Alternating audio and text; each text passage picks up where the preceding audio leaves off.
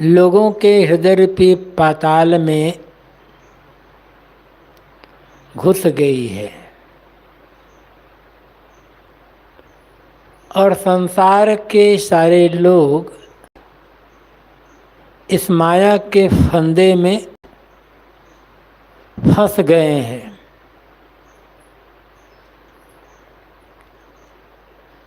किंतु मैं इस माया का त्याग करके इससे अलग हो गया हूं।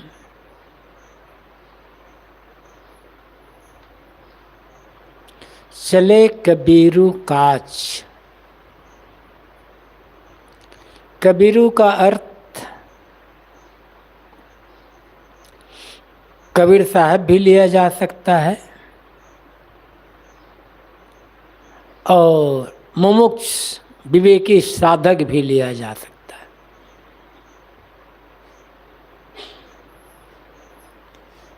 बीजक में सदगुरु कबीर ने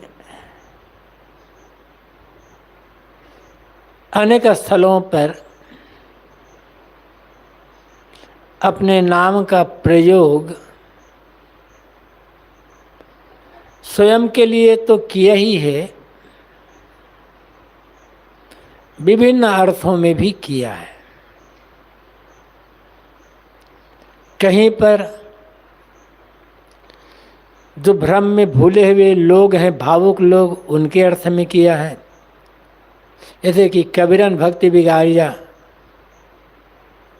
तो यहाँ कबीरन का अर्थ भावुक लोग जो बिल्कुल बाल बुद्धि वाले हैं,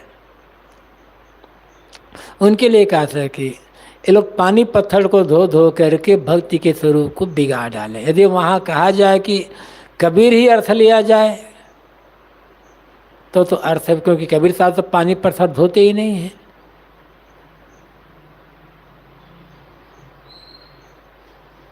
यहाँ पानी पत्थर धो करके मानते हैं कि इतना ही धर्म है और यही असली भक्ति है। उन लोगों के लिए साहब वहाँ पर कबीरन शब्द का प्रयोग किया है। 86वें शब्द में साहब ने एक ही शब्द में कई जगह प्रयोग किया है। कबीरा तेरो घर कंदला में, तो यहाँ पर कबीर मानव मात्र, जीव मात्र के लिए कहा गया है कि जीवों का और खास जीवों में तो खासकर मनुष्य, क्योंकि मानवीय प्राणी तो समझ नहीं सकते। समझने की शक्ति, विवेक शक्ति मनुष्य के पास ही है।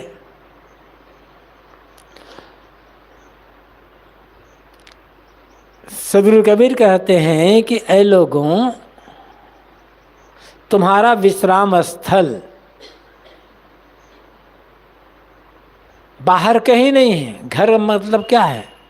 विश्राम स्थल, जहाँ लोग आकर दिन भर के काम से थके मांदे आकर रात्रि विश्राम करे, वो उसका अपना घर होता है। तो तुम्हारा घर हृदय स्थल में ही है, विश्राम स्थल।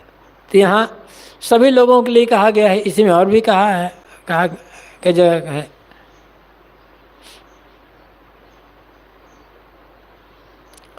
तो पूरे बीजक में देखोगे तो और हो जाए। ठाढ़े देखे हंस कबीर कहते हैं। हंस कबीर मतलब विवेकी।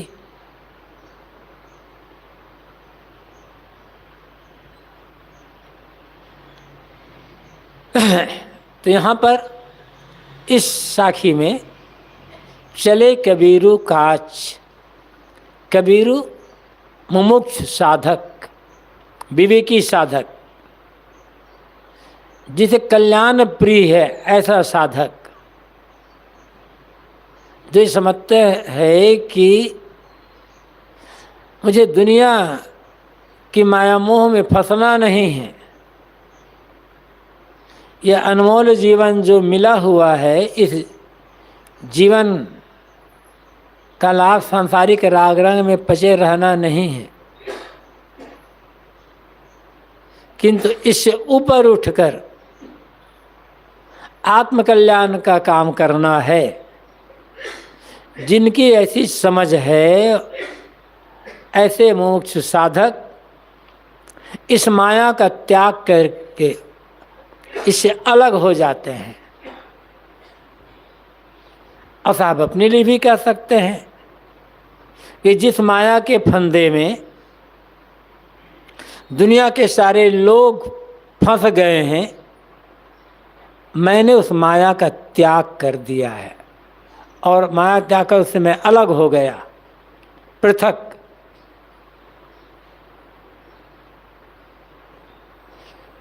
साखी ग्रंथ में ही साखी आती है, अमृतवाणी में भी, कबीर अमृतवाणी में भी साहब ने, गुरु जी ने इस साखी को उद्धृत किया है।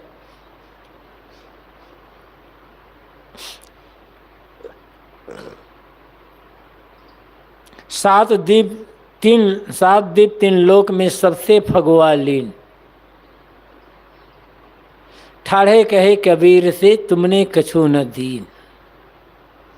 माया कबीर साहब के पास आकर के कहती है कि ऐ कबीर, 7 द्वीप और 3 लोक, कहना चाहिए 7 द्वीप वालों, ये 3 लोग, ये पूरे संसार में मैंने फगुआ ले लिया है। फगुआ होली का त्यौहार, उसमें जो लोग नाचते गाते उसके उपलक्ष्य में जो लोग देते हैं लोगों को, उसे फगुआ कहा जाता है, उपहार। तो माया कहती है कि मैंने पूरे संसार के लोगों से फगुआ में उनका ज्ञान विवेक ले लिया है, उनका जो आत्मगौरव आत्मबल को ले लिया, क्योंकि दुनिया के लोग मुझसे मोह करते हैं इसलिए।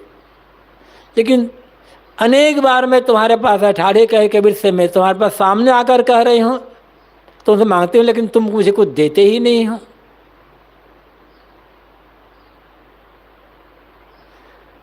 इन साखियों का अर्थ न समझ पाने का विद्वान लोग कहते हैं कबीर तो गृहस्थ है। ऐसी अनेक साखियाँ हैं जिससे स्वयं पता चलता है कि कबीर साहब आजीवन विरक्त ही रहे हैं। लोई और कमाल कमाली से उनका कोई ऐसा संपर्क नहीं रहा है।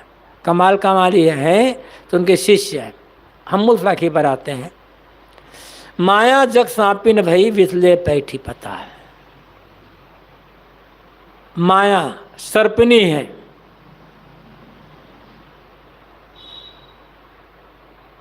अरे विष ले करके पाताल तक घुस गई है। माया मन का मोह, यही माया है।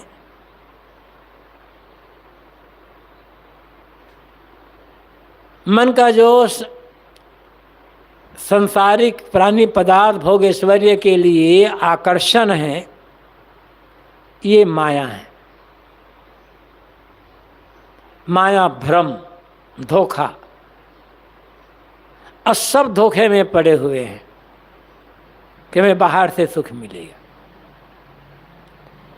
जैसे सर्पिनी के मुख में जहर होता है, काट ले तो आदमी का प्राणांत हो जाता है। सांप के काटने से तो आदमी का एक शरीर ही मरता है ना, लेकिन माया ऐसी सर्पिनी है, इसको जो काट लेता है, जो ये माया सर्पिनी जिसको काट लेती है उसका तो जन्म जन्मांतर बिगड़ जाता है। विष क्या है? विषयासक्त।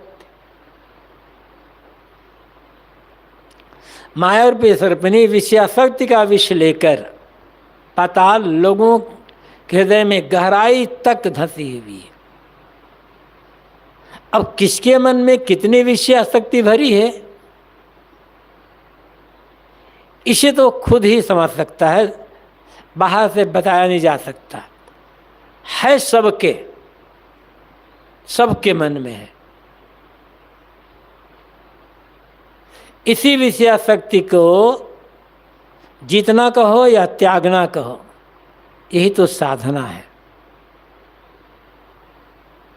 भूखे रहना, नंगे रहना, खड़े शरीर रहना, तब ऊर्ध्वबाहु रहना, जलशयन कहना, अग्नि तापना, अमुक प्रकार का वेश बना लेना, अमुक प्रकार का कपड़ा पहन लेना, किसी मठ मंदिर में रह लेना, घर द्वार छोड़ देना, ये सब साधना नहीं है, ये सब बाहर का है। कहीं भी रहे विषयासक्ति का त्याग, और विषय में पूरा संसार आ जाता है।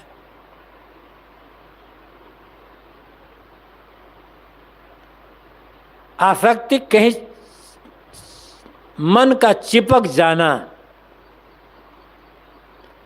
दुख पाते हुए भी, हानि समझते हुए भी त्याग न कर पाना, बार बार उसको ही ग्रहण करते चले जाना, ये आसक्ति है।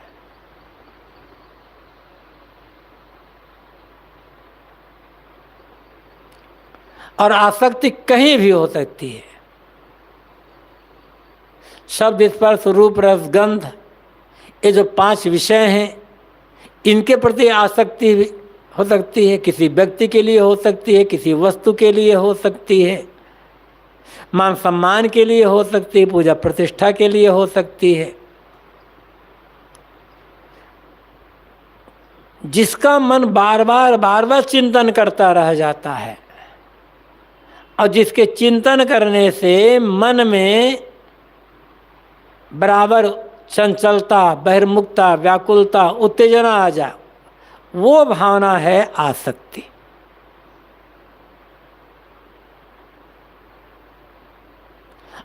और जिसके मन में आसक्ति है, वो शांति से जीवन कैसे जिएगा? वो व्यक्ति अपने आप में रहेगा कैसे? आसक्ति का मतलब है अपने को बेच देना। आसक्ति का मतलब है स्वयं को हार जाना।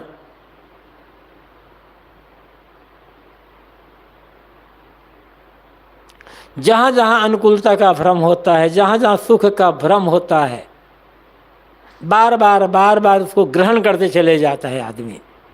आसक्ति एक बार में नहीं बनती है। सुख मान करके जितना हम पकड़ते चले जाते हैं, आसक्ति उतनी बढ़ती चली जाती है।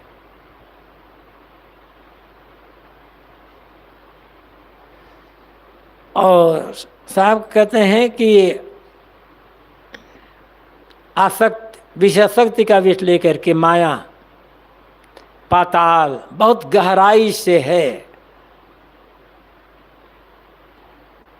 जानते हुए भी आदमी छोड़ता क्यों नहीं है? इसलिए ये गहराई से धंसी है विषयासक्ति। और धंसने का मतलब क्या है? दुख पाते हुए भी सुख समझना। इसलिए दुख का पूर्ण बोध हो जाए तो त्याग करने में कोई दिक्कत नहीं होगी।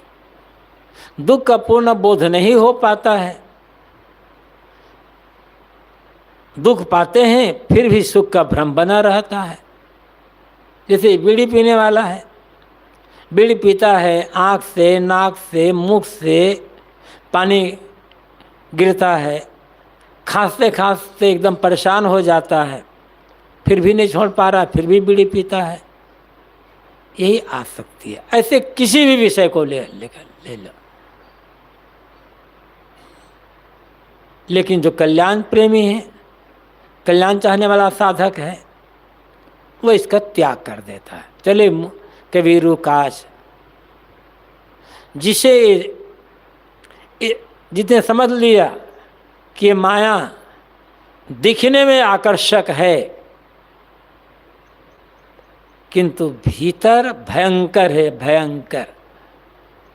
सांप को देखो, कितना चमकीला, कितना कोमल, पूरा मोड़ो तो हाथ में या गले में, सब में मोड़ लो, लेकिन कितना भयंकर विष होता है, काटे तो प्राणान।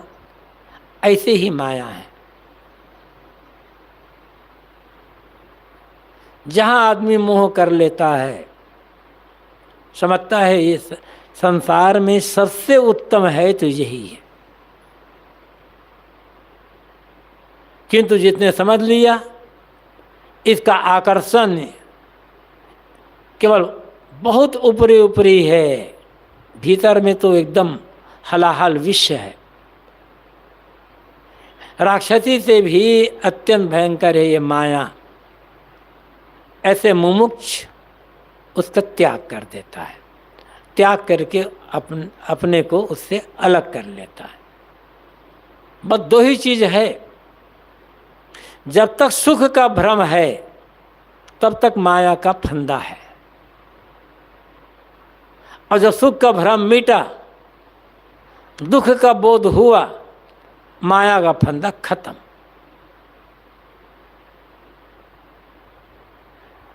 अंतर इतना है, सुख का भ्रम है मन में तो वही है बंधन, उसे कह सकते हैं संसार। और दुख का बोध हो गया तब बंधन खत्म, फिर वही मुक्ति का मार्ग शुरू हो जाता है। माया जग सांपिन भई सब बिसले पैठ पताल, सब जग फंडे फंदिया चले के भी रुका। साहब कहते हैं मन की मोह रूपी माया सर्पिनी बन गई है, और लोग विषयासक्ति का विष लेकर लोगों के हृदय रूपी पाताल में बहुत गहराई तक प्रवेश कर गई है। बार बार दुख पाते हुए भी लोग उसका त्याग नहीं कर पा रहे हैं, किंतु जो मुमुक्षु होता है साधक विवेकी, उसे त्याग करके अपने को अलग कर लेता है और वो दुख के बंधन से छूट जाता है। सांप बिच्छू का मंत्र है, माहुरव झारा जाए, विकट नारी के पाले पड़े, काढ़ी के ले जा खाए। सांप और बिच्छू यदि काट छेद ले तो उसके विष को दूर करने के लिए अनेक उपाय हैं। किसी आदमी ने जहर खा लिया हो तो उसके प्रभाव को नष्ट करने के लिए भी दवाई आदि अनेक उपाय हैं। लेकिन विकट नारी, यहाँ विकट नारी से तात्पर्य है झगड़ालू स्त्री, कर्कशा। ऐसा कोई झगड़ालू पुरुष भी होते हैं, कर्कश, दोनों के लिए ऐसे। तो आप कहते हैं तो फिर कलेजा काट करके खा लेते हैं। कलेजा काट कर खाना एक मुहावरा है।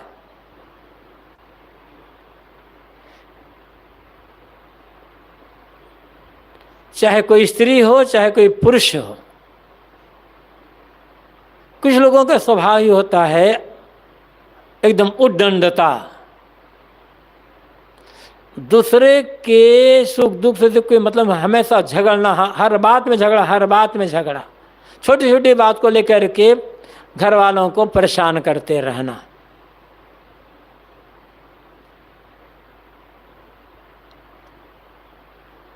घर वाले तो घर वाले, फिर उसके रिश्तेदार और पड़ोसी भी परेशान हो जाते हैं। ऐसे पुरुष भी होते हैं, ऐसे स्त्रियां भी होती।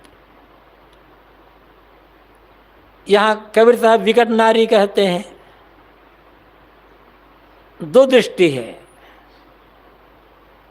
एक तो कबीर साहब का बैरागीपन, ज्यादातर पुरुष ही साधक हुए हैं।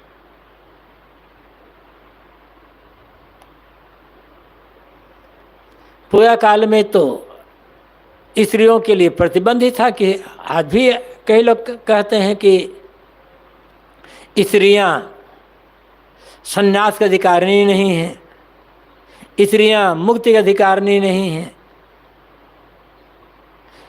यहाँ तक कह दिया गया है शास्त्रों में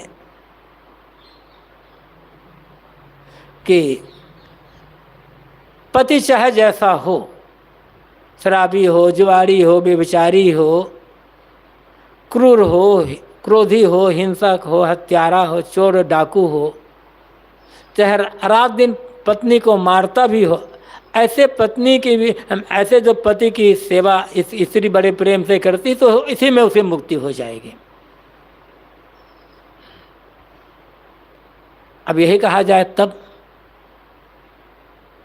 स्त्री चाहे व्यभिचारिणी हो, चाहे चाहे चोरनी हो, चाहे डाकुनी हो, चाहे शराबिनी हो, चाहे रात दिन पति को डंडा से मारते रहे, ऐसे पत्नी को जो प्रेम करेगा वो पुरुष मुक्त हो जाएगा, तब कहा जाए, तब ये बात मानेगा कोई। लेकिन पुरुषों के लिए नहीं कहा गया ऐसा, क्योंकि लिखने वाले पुरुष लोग हैं, तो पुरुषों के बारे में क्यों लिखेंगे।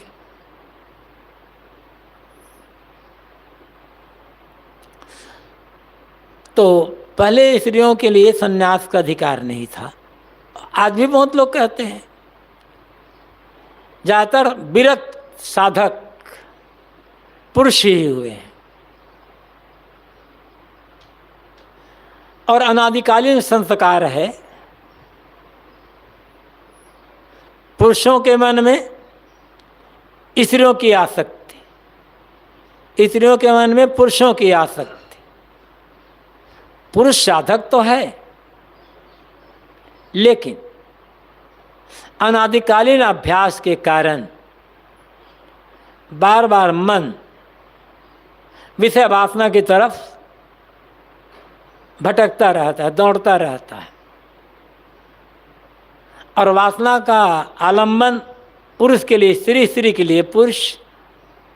तो उधर से अपने मन को हटाने के लिए, घृणा व्यक्त करने के लिए पुरुष साधकों ने स्त्रियों के शरीर में अनेक दोष दुर्गुण का वर्णन किया है। दोष स्त्रियों का नहीं है, जैसे पुरुष है वैसे स्त्री है। दोष खुद का अपना है, लेकिन अपने मन को हटाने के लिए, जैसे कोई एक मिठाई है, किसी आदमी को मिठाई खाने की प्रबल आदत है, मिठाई देखता है तो अपने को रोक नहीं पाता, लेकिन चाहता भी है कि मैं अब मिठाई ना खाऊं, ये मिठाई तो केवल दुख देने वाली मिठाई खा खा करके आज तक परेशान ही हुआ हूं। तो वो करेगा क्या? मिठाई से मन हटाने के लिए, अब मिठाई को तो दुनिया से हटाया नहीं जा सकता ना। कोई दुनिया में कहीं मिठाई बने ही ना, कोई बनाए ही ना, मिठाई कभी दिखाई ही ना पड़े, ये संभव कहाँ है?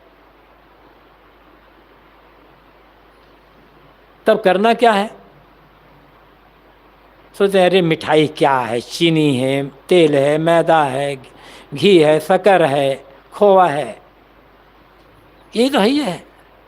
मिठाई खा खा करके लोग आज कितने कितने शुगर के पेशेंट हो गए, कितने कितने क्या हो गया है। मिठाई गलत नहीं है, लेकिन अपने मन को हटाने के लिए उधर से उसमें दोष देखा जाता है, ऐसे किसी और चीज़ के बारे में। तो पुरुषों के मन में स्त्री की आसक्ति, स्त्री के प्रति आकर्षण, तो अपने मन को उधर से हटाने के लिए पुरुष साधकों ने स्त्री शरीर में दोष और दुख का वर्णन किया है। ऐसे ही जब कोई स्त्री साधिका हो जाती है तो वो पुरुष के लिए होता है। जैसे कि भागवत पुराण में जो पिंगला की कथा आती है, पिंगला एक वेश्या थी। एक दिन रात्रि में श्रृंगार करके बैठी कि कोई पुरुष मेरे पास आएगा।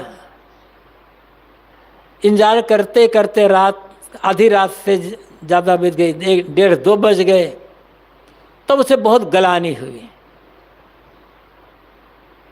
और अपने आप को धिक्काने लगी। अब फिर कहती है ये पुरुष क्या है, हाल मांस के ढांचा है, शाम है, लपेटा है, सब पुरुष शरीर में दोष दर्शन किया है। तो कोई भी हो, इस प्रसंग में बात यहाँ इतनी है, विकट नारी के पाले पड़े कार्य कलेजा खाए। एक तो कबीर साहब पुरुष हैं और कबीर साहब का बैरागीपन, जहाँ जहाँ बैराग की बात आती है वहाँ वहाँ स्त्री शरीर पर दुख दोष का वर्णन किया जाता है। ये चाहे कोई भी हो, किसी मत का साधक, सबने किया है। इसका मतलब ये नहीं है कि वहाँ उन्हें स्त्रियों से घृणा है।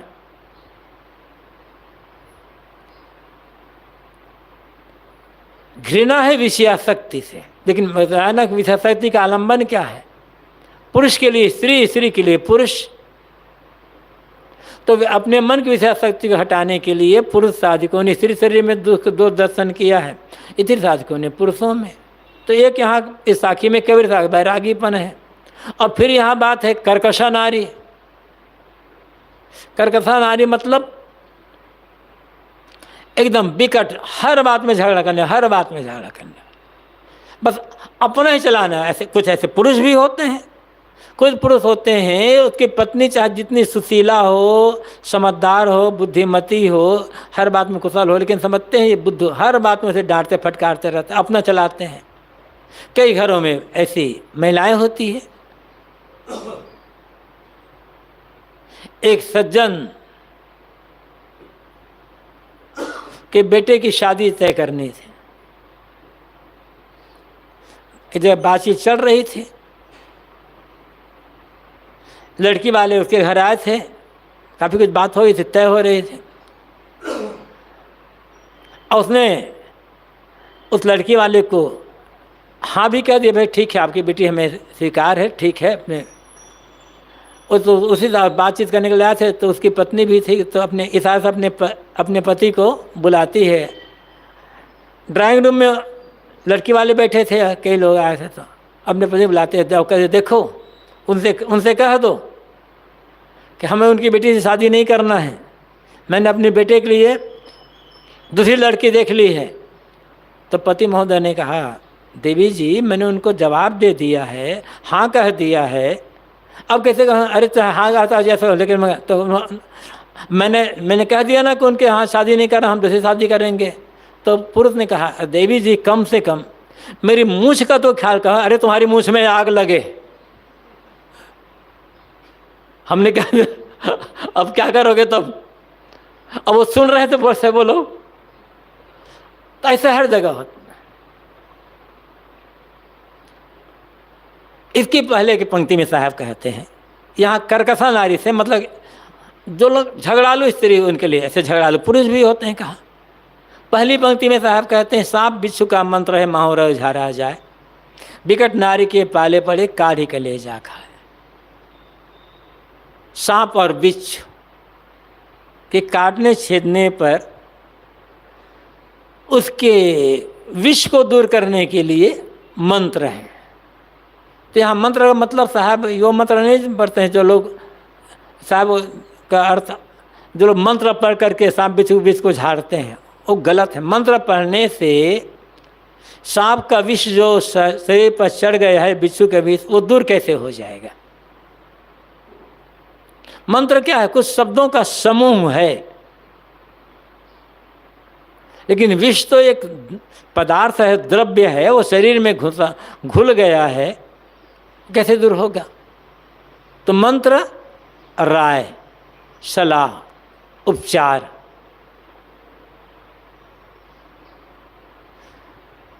दवाई,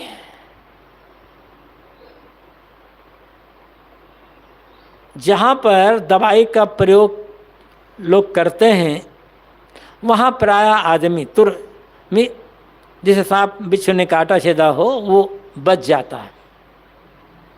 और जहाँ पर दवाई न करे, लोग किसी झाड़ने फुगाने और चक्कर में पड़ते रह गए, बस मर गए। साहब ने साफ कर दिया है, मंत्र तंत्र सब झूठ है, मत भरमो जग कोई।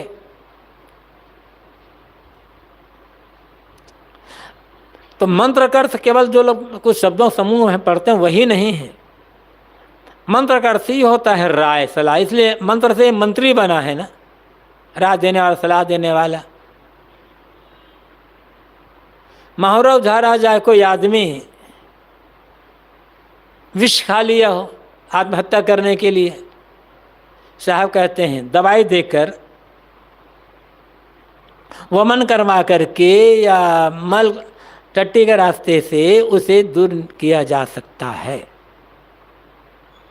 होता है, कोई विष खा लिया तो मंत्र पढ़ने से दूर थोड़े हो जाएगा। सीधी बात यह है कि चाहे सांप बिच्छू के काटने से जहर चढ़ गया हो शरीर पर, चाहे कोई आदमी जहर खा लिया हो, उन्हें दूर करने के लिए, उस विष के प्रभाव को मिटाने के लिए, कम करने के लिए अनेक उपाय हैं। दवाई है या कुछ और भी है। लेकिन जब विकट नारी पाला पड़ गया, विकट पुरुष पाले पड़ गए, तो जिंदगी भर आदमी उस जहर को सहन करना पड़ता है, उससे बच नहीं सकता। रिद्धि सिद्धि वाले सारे के सारे मंत्र झूठ है, उपदेश है, राय है, बस धैर्य है, सहनशीलता, वही उपाय है, और कोई दूसरा उपाय नहीं है। तामस केरे 3 गुण, भंवर ले तहाँ बास, एके डारी 3 फल, भाटा उक कपास।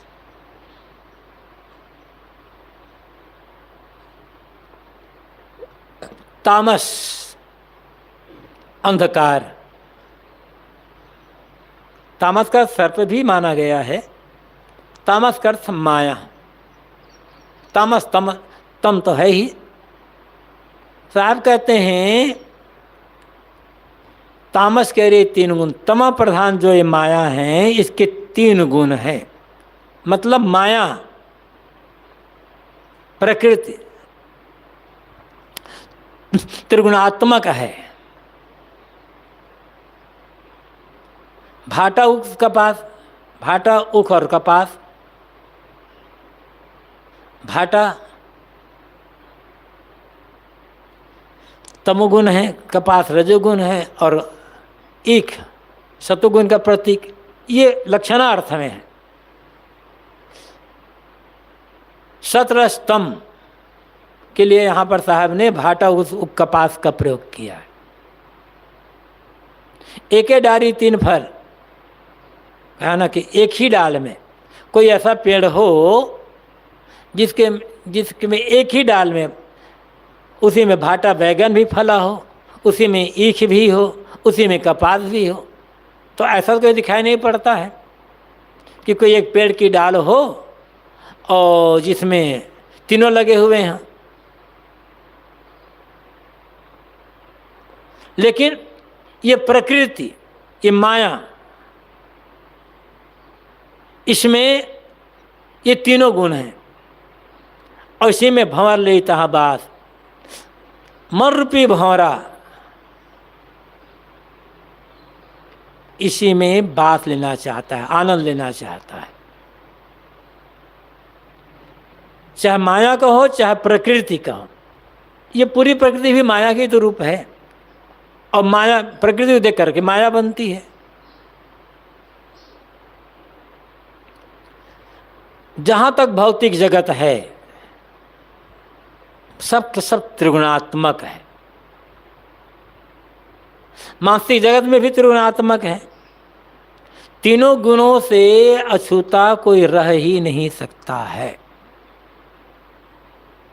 और तीनों गुणों का त्याग किया ही नहीं जा सकता। हाँ, रूपांतरण किया जा सकता है, बदला जा सकता है।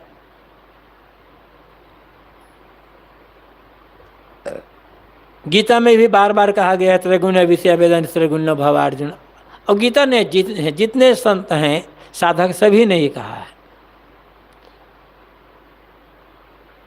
लेकिन तीनों गुणों में अंतर है।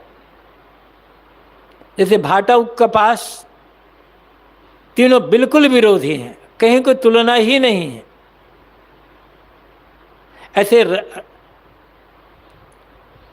तमोगुण रजोगुण सतोगुण में कोई अंतर नहीं है। तमगुण एकदम अंधकार प्रधान है, आलस्य, प्रमाद, मूढ़ता, निद्रा।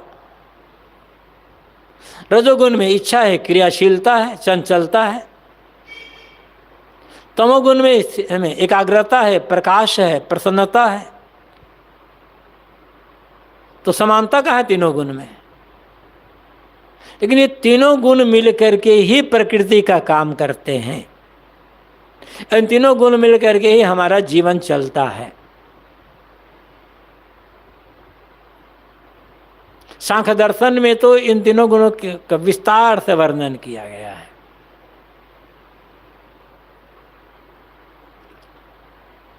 अब प्रश्न ये होता है कि जब तीनों गुण परस्पर विरोधी है, जैसे भाटा उक्कापात तीनों परस्पर विरोधी है,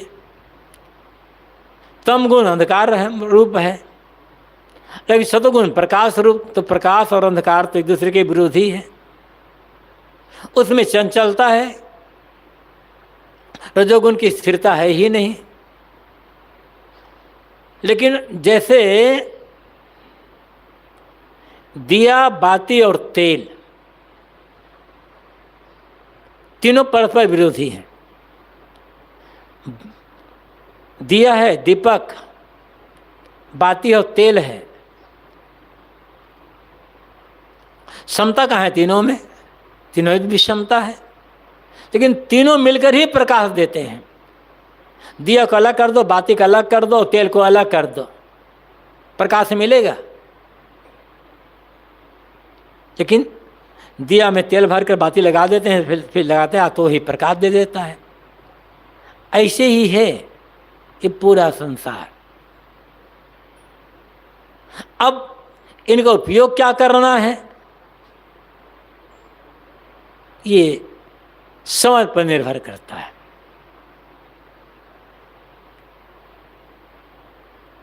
यदि अविवेक है मन में तो तमोगुण आदमी को आलस्य, प्रमाद, मूढ़ता में डाल देता है। कोई कुछ करना ही नहीं चाहता, जहां तक हो सकता है बचो। अधिक से अधिक आदमी आराम तलब हो जाता है फिर, और अधिक से अधिक आराम तलब होना अपने हाथों से अपने पैर पर कुल्हाड़ी मारना है। जितना अधिक आराम, जितना अधिक आलस, उतनी जल्दी मौत। ये कहावत नहीं, हकीकत है, सभी लोगों ने ऐसा कहा। रजोगुण में क्या है, विवेक है तो एकदम चंचलता चंचलता चंचलता, इच्छा, एक से एक ऐसी ऐसी इच्छाएं आदमी करता रहता है जिन इच्छाओं की पूर्ति कभी हो ही नहीं सकती। अब इच्छाएं, जितनी अधिक इच्छाएं उतनी अधिक चंचलता हो जाएगी। फिर रजोगुणी तमोगुणी आदमी कुछ करना ही नहीं चाहता, बस चाहता है हमें बैठे बैठा बढ़िया बढ़िया खाने पीने को मिल जाए, अधिक से अधिक आराम, देह मुटवाने में और सोने में ही वो सुख मानता है। लेकिन रजोगुणी आदमी वो एक जगह बैठकर रहना ही नहीं जानता, उसको बैठा देना मानो उसको फांसी में लटकाना है। बैठना ही है, चंचलता है। और सतोगुण में प्रसन्नता तो है, सतोगुण में ज्ञान तो है, लेकिन अहंकार आ जाता है, विवेक नहीं है। तो अहंकार तो पतन के कारण बनता ही बनता है। लेकिन जब साधना का लक्ष्य हो जाता है, विवेक हो जाता है, तब सतोगुण का प्रयोग लोग मन की एकाग्रता में, साधना में करते हैं, ज्ञान की वृद्धि में कर लेते हैं। रजोगुण है तो सेवा में लगा देते हैं, ज्ञान प्रचार में, अपने तो काम करना है लेकिन ज्ञान प्रचार में ही जीवन का निर्वाह में लेते हैं। तमोगुण में उनको भी अंदर जो आलस को दूर करके उसको साधना में फिर प्रवेश कर जाते हैं। मन में जो मूढ़ता है, एक तो एक मूढ़ता की स्थिति है, और दूसरी वही जैसे कहा जाता है ना, खाली दिमाग शैतान का घर कहा जाता है। तो खाली दिमाग कर से क्या होता है, आदमी के पास कोई काम, खाली मूड बैठा हुआ, चुपचाप बैठा है, डरता है काम करने से, डरता है सेवा करने से, लेकिन मन कहाँ कहाँ भटकता रह जाता है। खाली दिमाग का मतलब ये है, किसी काम में मन न लगना, एक खाली दिमाग है। लेकिन साधना क्या है? दिमाग को खाली करना है। साधना कुछ नहीं है, साधना है दिमाग को खाली करना। जब तक मन चलता रहेगा तब तक साधना नहीं होगी, जब तक मन चलता रहेगा तब तक ध्यान नहीं बनेगा, समाधि नहीं होगी। और मन खाली हो गया, कोई दिमाग में कोई स्मरण, कोई यह नहीं, तो समाधि लग गई। तो इस प्रकार से जो ज्ञानी है साधक, उसका उपयोग कर लेते हैं। लेकिन हाँ साहब क्या कहते हैं, तामस के रे 3 गुण भंवर ली तहाँ बात। ये तम प्रकार प्रधान जो माया प्रकृति है, त्रिगुणात्मक है, और मन रूपी भंवरा इसमें बात नहीं था, आनंद मानता है, इसी में मूड बन जाता है। गीता में कहा गया है कि अर्जुन, ये सतोगुण सावधान न रहने पर अहंकार में बांध देता है, ज्ञान का अहंकार हो जाता है, हम बड़े साधक, हम बड़े ज्ञानी। अन्यथा ये प्रसन्नता का, कल्याण का कारण है। रजोगुण तो अज्ञान से है, रजो रागात्मकम विद्धि कहा गया है। रजोगुण राग से बढ़ता है। इच्छा है, आदमी की इच्छा तो चाहिए, लेकिन वो कौन सी इच्छा? एक इच्छा है सेवा की इच्छा, साधना की इच्छा, सत्संग की इच्छा, ज्ञान के ग्रंथ पढ़ने की इच्छा, संतों के पास जाने की इच्छा। तो ये इच्छा बंधनदायी कारण नहीं है। ये चीज़ मिले, ऐसे खाने को मिले, ऐसे देखने में, ऐसे पहनने मिले, ये तमाम जो इच्छा है, दुनियावी इच्छा, ये भटकने कारण है। श्री विशाल साहब ने भी कहा है, इच्छा जहर स्वरूप है, साखत माते जीव, पृथक हो निज बोध से, न्यारा रहे सो शिव। इच्छा, किसकी इच्छा? सांसारिक राग रंग भोग विलास की जो इच्छा है, ये जहर के समान है। साखत माते मतलब जैसे ही मन में सांसारिक राग रंग विषय वासना की इच्छा हुई, मन बेभान हो गया। जहर को चखेगा तो क्या होगा? मूर्छित। जैसे ही मन में सांसारिक राग रंग विषय वासना प्रपंच की इच्छा हुई, वैसे ही मन बेभान हो जाता है। यही तो साहब ने कहा ना कि फूलवक छुअत भंवर मरी जाए, फूल के छूते भंवरा मरे। स्मरण करो, सोचो, बस व्याकुलता, चंचलता, पृथक हो निज बोध से। और फिर जैसे इच्छा हुई, आदमी अब आत्मविवेक से अलग हो जाता है, फिर आत्मबोध नहीं रह पाता, और न्यारा रहे तो शिव। अपनी इच्छा से अलग कर लिया, वो शिव बन गया। शिव बन गया, शिव तो है ही, शिवत्व का अनुभव तो हो गया। तो एक जो है, एक इच्छा सांसारिक राग रंग भोग विलास से सुख पाने की इच्छा, उनको बार बार देखने सुनने भोगने की इच्छा, ये इच्छा गलत है। और ये रजोगुण की अधिकता के कारण से होता है। लेकिन वही दूसरे कहा, संतों के पास जाने की इच्छा है, सत्संग में जाने की इच्छा है, ज्ञान ग्रंथ पढ़ने की इच्छा है, सेवा करने की इच्छा है, इच्छा तो वो भी है। लेकिन सो इच्छा इच्छा नहीं, सो तो इच्छा काट कहा गया है। ये श्री विशाल साहब भी कहते। ऐसी जो इच्छा है कि मैं इतनी सेवा कर लूँ, इतना सत्संग करूँ, इतना ज्ञान करूँ, इतनी साधना करूँ, ये इच्छा उस इच्छा को काटने के लिए का औजार है। लेकिन ऐसा होता कहाँ है? थोड़े लोग जो सच्चे साधक होते हैं वही इसका ऐसा उपयोग करते हैं। अन्यथा तो भंवर ले तहाँ बात, साहब कहते हैं मर रूपी भंवरा उसी में वास लेने लग जाता, डूब जाता है उसको ही, वहां से हटना चाहता ही नहीं है।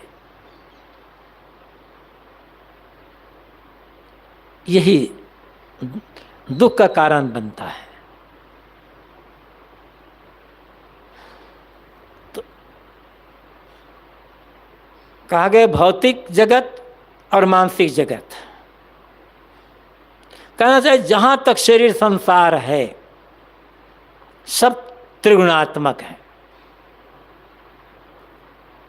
और कोई प्रश्न कि जब सब त्रिगुणात्मक है तो फिर ज्ञान कर सके हुआ, फिर तो कोई इससे बच ही नहीं सकता है।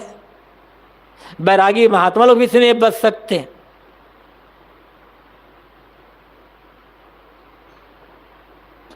पहले कहा गया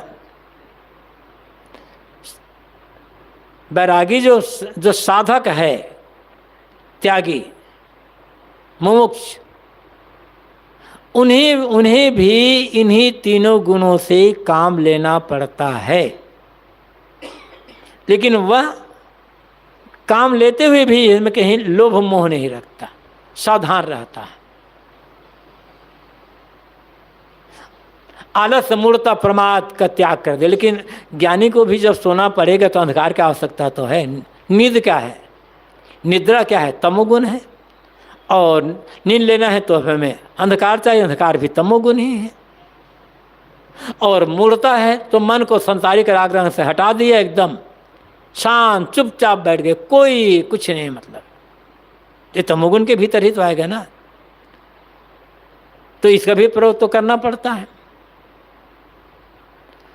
चीज वही होती है, उसको शोध लिया जाए तब उस मारक न बन करके तारक बन जाता है। जहर को ही जब शोध लिया जाता है तो जहर को मिटाने का काम बनता है, जहर के प्रभाव को दूर करने का साधन बन जाता है। सीधे जहर खा लो तो मौत हो जाएगी, संख्या जहर है। लेकिन उसी को शोध लिया जाता है तब वो दवा का काम, विष दूर करने के काम में होता है। वो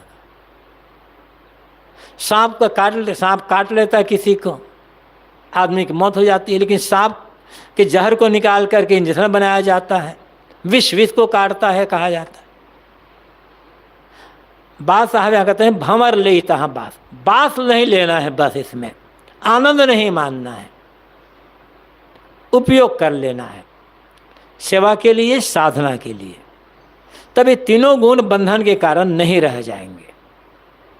और जहाँ आनंद मान ले, जहाँ उसने बात ली, जहाँ सुख का भ्रम आया, फिर उससे अपने आप को बचाना मुश्किल हो जाता है। प्रयोग करना जैसे कहा गया ना, दिया बाती तेल अलग अलग है, लेकिन संयोजन करना उसका प्रकाश देगा, अंधकार से बचाएगा हमको। समझ हमारी अपनी है कि हम उनका उपयोग किस प्रकार से करते हैं। वही ऐसे कोई भी चीज अपने आप में न बंधन का कारण है न मुक्ति का कारण है।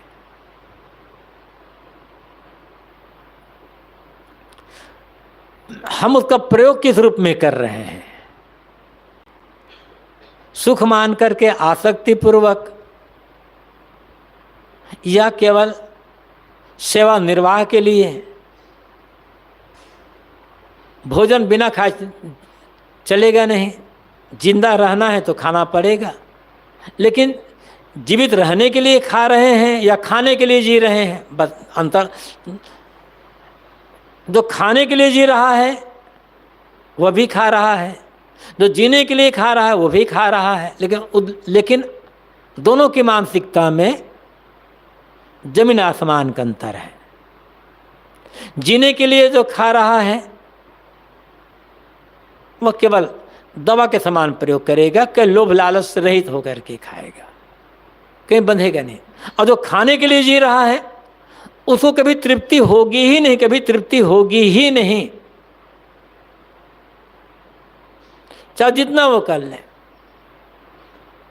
और मतलब कितना बढ़िया से बढ़िया जो बना दो, एक से एक स्वादिष्ट, तब भी उसमें वो कमी निकाले, क्योंकि वो खाने के लिए जी रहा है ना, तो हर जगह उसमें कमी कमी का होगा। और जो जीने के लिए खा रहा है वो भी सावधानी पूर्वक खाएगा, गलत चीज़ नहीं खाएगा, लेकिन कितना बढ़िया से बढ़िया जिसे माना कहा जाता है वो भी सामने आएगा, तो उचित मात्रा में खाएगा। ऐसे ही है साहब जो इसमें जो कहते हैं भंवर ले तहाँ बास, मर रुपये भंवरा, उसमें बास लेने लग जाता है। बस जो बास लेना शुरू किया, बस उलझता चला गया, बंधता चला गया, उसके जीवन में केवल दुख ही दुख रहेगा। और जो बात नहीं लेता है वहाँ से केवल प्रयोग करता है, बात लेना मतलब सुख नहीं मानता, निर्वाह दृष्टि रखता है, प्रयोग करते हुए भी वो ऊपर उठा रहेगा, और वह बंधन किसी बंधन में बंधेगा नहीं, प्रयोग करके उन्हीं प्रयोग करके अपना कल्याण का काम पूरा कर लेगा।